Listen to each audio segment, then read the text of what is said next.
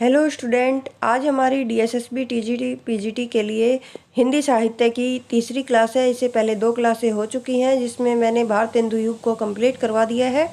अगर आपने वो क्लास नहीं देखी है तो प्लेलिस्ट में जाकर उन क्लासों को ज़रूर देखना। आज हम द्विवेदी युग को पढ़ेंगे। चलिए फिर शुरू करते हैं आज की क्लास को। आधुनिक काल के कविता खंड की नई धारा के द्वितीय उत्थान काल को द्विवेदी युग कहा जाता है। देखिए, जो द्वितीय उत्थान काल है उसको तो द्विवेदी युग कहेंगे, और जो प्रथम है हमारा वो क्या था? भारतेंदु युग था। शुक्ल के अनुसार द्विवेदी युग का समय 1950 से 75 विक्रम संवत माना जाता है। देखिए, 50 और 75 विक्रम संवत का आप ध्यान रखेंगे। इस युग का नाम महावीर प्रसाद द्विवेदी के नाम पर रखा गया। अति महत्वपूर्ण, महावीर प्रसाद द्विवेदी के नाम पर द्विवेदी युग का नाम रखा गया है। नगेंद्र ने इस काल को जागरण सुधार काल कहा है। देखिए, नगेंद्र ने भारतेंदु युग था उसको पुनर्जागरण काल कहा था, लेकिन द्विवेदी युग को क्या कहा? जागरण सुधार काल। नगेंद्र के अनुसार इसका समय 1900 से 1918 ईस्वी है। 1900 ईस्वी में क्या है? सरस्वती पत्रिका का जो प्रकाशन है वो आरंभ हुआ था। अति महत्वपूर्ण है ये हमारी सरस्वती पत्रिका, जो परीक्षाओं में जरूर पूछी जाती है। इससे रिलेटेड एक प्रश्न आता ही आता है। तो देखिए, 1900 में सरस्वती पत्रिका का प्रकाशन हुआ, जिसे भारतेंदु युग का समापन बिंदु और द्विवेदी युग का आरंभिक बिंदु माना जाता है। यानी जब सरस्वती पत्रिका का प्रकाशन हुआ तब क्या था? भारतेंदु युग तो समाप्त हो गया था और द्विवेदी युग आरंभ हो गया था। 1918 में जयशंकर प्रसाद की कृति झरना के प्रकाशन में से क्या है? द्विवेदी युग का अंत और छायावाद का आरंभ हुआ था। देखिए, जयशंकर प्रसाद जो हमारे एक छायावादी कवि हैं, इनकी एक रचना है कौन सी? झरना। जब वो आई थी 1918 में, तो वो माना जाता है कि वो द्विवेदी युग का अंत हुआ था और छायावाद का क्या है? आरंभ हुआ था। सरस्वती पत्रिका के माध्यम से द्विवेदी जी ने इस युग में हिंदी भाषा का परिष्कार किया, इसलिए इस युग को परिष्कार काल भी कहा जाता है। किसको? द्विवेदी युग को क्या कहा जाता है? परिष्कार काल कहा जाता है। 1899 ईस्वी में इंडियन प्रेस इलाहाबाद के मालिक बाबू चिंतामणि घोष ने हिंदी की मासिक पत्रिका निकालने का निश्चय किया। किसने? चिंतामणि घोष ने। कब? 1899 ईस्वी में कैसी मासिक पत्रिका निकालने का निश्चय किया। इस पत्रिका के संपादन के लिए उन्होंने नागरी प्रचारणी सभा काशी से अनुरोध किया। किससे? नागरी प्रचारणी सभा काशी से क्या है? अनुरोध किया। सभा के लिए संपादक मंडल का गठन किया गया, जिसमें सम्मिलित थे। देखिए, इनके नाम पूछे जाते हैं, इसलिए आपको ये सारे नाम याद होने चाहिए। तो कौन कौन थे सम्मिलित? बाबू श्याम सुंदर दास, राधा कृष्ण दास, कार्तिक प्रसाद खत्री, जगन्नाथ दास रत्नाकर, किशोरी लाल गोस्वामी। इनका नाम अच्छे से याद रखेंगे, क्योंकि ये प्रश्न पूछा जाता है कि कौन सम्मिलित था, कौन सम्मिलित नहीं था, तो इसलिए आपको इनके नाम अच्छे से याद होने चाहिए। 1900 ईस्वी में इस मंडल ने सरस्वती पत्रिका का संपादन किया।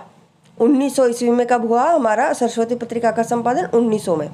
1901 और 2 में बाबू श्याम सुंदर दास सरस्वती पत्रिका के संपादक थे। अति महत्वपूर्ण है ये। 1901 और 2 में कौन थे? बाबू श्याम सुंदर दास संपादक थे। और 1903 से 1920 तक महावीर प्रसाद द्विवेदी ने सरस्वती पत्रिका के संपादक थे। कौन? महावीर प्रसाद द्विवेदी। 1903 से 1920 यानी 17 साल तक कौन संपादक रहे हमारे? महावीर प्रसाद द्विवेदी। किसके? सरस्वती पत्रिका के। और 1 और 2 में बाबू श्याम सुंदर दास। ये तीनों लाइन आपके लिए अति महत्वपूर्ण है। आगे है हमारा द्विवेदी युग के जो प्रमुख रचनाकार हैं उनको देख लेते हैं। पहले आएंगे हमारे महावीर प्रसाद द्विवेदी। समय इनका 1864 से 1938 ईस्वी है। जन्म स्थान रायबरेली के दौलतपुर गांव में हुआ था। हम महावीर प्रसाद द्विवेदी को पद्य रचना की एक प्रणाली, यहाँ पे प्रणाली आएगा, के प्रवर्तक के रूप में पाते हैं। ये कौन कहते हैं? आचार्य रामचंद्र शुक्ल कहते हैं। महावीर प्रसाद द्विवेदी ने गद्य और पद्य दोनों के लिए खड़ी बोली का प्रयोग किया। देखिए, गद्य और पद्य दोनों के लिए खड़ी बोली का प्रयोग किया। हमारे भारतेंदु युग में गद्य के लिए खड़ी बोली और पद्य के लिए ब्रज भाषा का प्रयोग किया जाता था, लेकिन महावीर प्रसाद द्विवेदी ने क्या है गद्य और पद्य दोनों के लिए खड़ी बोली का प्रयोग किया। प्रसिद्ध जो कविता है किसकी, महावीर प्रसाद द्विवेदी की, कौन सी है, सर्गो नरक ठिकाना नाही, इनकी प्रसिद्ध क्या है, ये कविता है। महावीर प्रसाद द्विवेदी को खड़ी बोली का प्रतिष्ठापक कहा जाता है। क्या कहा जाता है, खड़ी बोली का प्रतिष्ठापक किसको, महावीर प्रसाद द्विवेदी को। सरस्वती पत्रिका में भुजंग भूषण भट्टाचार्य के नाम से लिखा करते थे। कौन, महावीर प्रसाद द्विवेदी।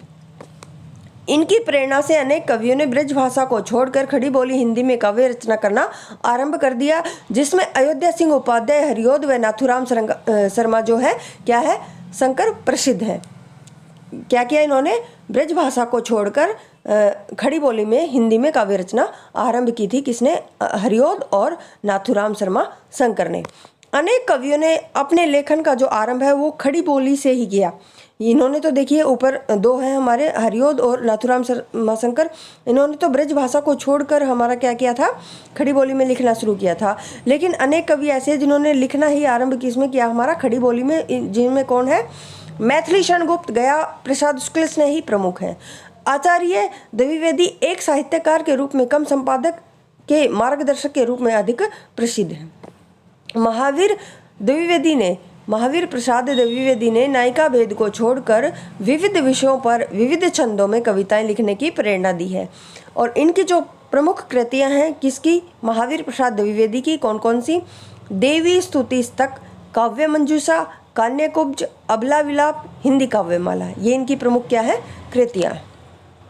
आगे है हमारा श्रीधर पाठक। समय है इनका 1859 से 1928 ईस्वी। प्रथम कविता गुणवंत हेमंत है, किसकी, श्रीधर पाठक की। प्रथम पुस्तक एकांतवासी यौगिक। डॉक्टर नगेंद्र ने खड़ी बोली का प्रथम समर्थ कवि कहा है, अति महत्वपूर्ण। नगेंद्र ने खड़ी बोली का प्रथम समर्थ कवि कहा है, किसको, महावीर प्रसाद द्विवेदी को। शुक्ल ने इन्हें स्वच्छंदतावादी काव्य धारा के प्रवर्तक मानते हैं, कौन, शुक्ल जी। किसको, श्रीधर पाठक को। श्रीधर पाठक पहले व्यक्ति हैं जिन्होंने प्रकृति के स्वतंत्र चित्रण पर बल दिया। कौन है श्रीधर पाठक, ऐसे व्यक्ति हैं जिन्होंने क्या है, प्रकृति के स्वतंत्र चित्रण पर बल दिया। इनकी रचनाओं को दो भागों में बांटा जा सकता है, किसकी, श्रीधर पाठक की। एक तो मौलिक रचनाएं और एक अनुदित रचनाएं। तो मौलिक रचनाओं में हम देख लेते हैं खड़ी बोली की रचनाएं। ये मौलिक है हमारी, वनाष्टक देहरादून 1915 ईस्वी, भारत गीत 1928, जगत सच्चाई सार, स्वर्गीय वीणा, धन विजय, सांदे अटन, गुणवंत हेमंत 1900, ये हमारी क्या है, इनकी खड़ी बोली की रचनाएं। ब्रज भाषा में रचित काव्य है कश्मीर सुषमा 1904 ईस्वी, मनोविनोद 1882 ईस्वी। तो ये थी इनकी मौलिक रचनाएं। अब अनुदित देख लेते हैं। कालिदास कृत ऋतु संहार का ब्रज भाषा में अनुवाद किया। गोल्डस्मिथ के काव्य का हिंदी में अनुवाद किया। हर्मिट का किस क्या है, एकांतवासी यौगिक, और कौन सी बोली में, खड़ी बोली में। ट्रेवलर शांतप्रतीक खड़ी बोली। डेजर्ट विलेज उज्जड़ ग्राम ब्रज भाषा में। तो इनको आप याद रखेंगे, कौन सा खड़ी बोली में है, कौन सा ब्रज भाषा में है और किस में अनुवाद किया है। पाठक जी को हिंदी कवियों में प्रकृति का उपासक कहा जाता है। अति महत्वपूर्ण लाइन है। पाठक जी को क्या कहा जाता है, प्रकृति का उपासक कहा जाता है। पाठक जी के पहले प्रकृति उद्दीपन के कटघरे में बंद थी, जिसे इन्होंने खुले मैदान में दौड़ने का अवसर प्रदान किया। ये कौन कहते हैं, बच्चन सिंह। किसके बारे में, श्रीधर पाठक के बारे में। आगे है नाथुराम शर्मा शंकर। इन्हें कविता कामिनीकांत, भारतेंदु प्रगेंदु, साहित्य सुधाकर आदि उपनामों से जाना जाता है। किसको, नाथुराम शर्मा शंकर को। क्या, कविता कामिनीकांत, भारतेंदु प्रगेंदु, साहित्य सुधाकर।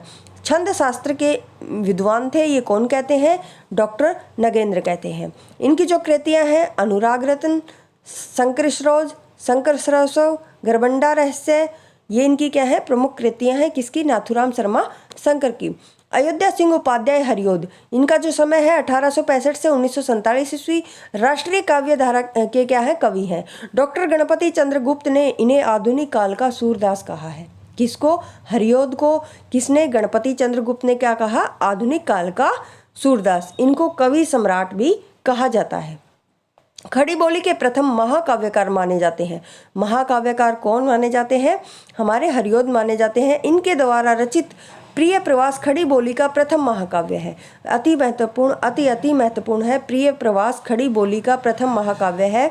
पहले ब्रजभाषा में काव्य रचना करते थे, बाद में इन्होंने खड़ी बोली में लिखना शुरू किया। किसने? हरिऔध ने। आगे है इनकी जो प्रमुख कृतियां हैं वो देख लेते हैं। रसक्लश, प्रिय प्रवास, वैदेही वनवास, चोखे चौपदे, चुभते चौपते, पद्य प्रसून, ये क्या है? इनके तीनों नीचे वाले मुक्तक संग्रह हैं। आगे है रसक्लश ब्रजभाषा में रचित लक्षण ग्रंथ है, जिसे रस व नायिका भेद, जिसमें क्या है? रस व नायिका भेद वर्णित है। रसक्लश में क्या है? यह एक लक्षण ग्रंथ है ब्रजभाषा का, जिसमें रस और नायिका भेद वर्णित है। प्रिय प्रवास की गणना भ्रमर गीत परंपरा में की जाती है। 17 सर्गों में विभक्त। कितने सर्ग हैं प्रिय प्रवास में? 17 सर्ग हैं, जिसमें क्या है? कृष्ण जन्म से लेकर मथुरा गमन तक की कथा वर्णित है। प्रिय प्रवास में राधा कृष्ण को देवी चरित्र के रूप में प्रस्तुत न करके सामान्य नायक नायिका, लोक सेवक सेविका के रूप में प्रस्तुत किया है। प्रिय प्रवास के लिए इन्हें मंगला प्रसाद पारितोष प्राप्त हुआ है। क्या ये पुरस्कार है? किसको प्राप्त हुआ है? हरिऔध को। प्रिय प्रवास के लिए कौन सा? मंगला प्रसाद पारितोषिक। आगे है वैदेही वनवास, सीता परित्याग की घटना पर आधारित प्रबंध काव्य है। कैसा है? वैदेही वनवास हमारा प्रबंध काव्य है। तो आज के लिए इतना ही। आपको ये क्लास कैसे लगी मुझे कमेंट करके ज़रूर बताएं, और चैनल को शेयर करें, सब्सक्राइब करें, और देखिए साथ साथ अपने नोट्स ज़रूर बनाएं। चलिए फिर मिलते हैं अगली क्लास में। धन्यवाद।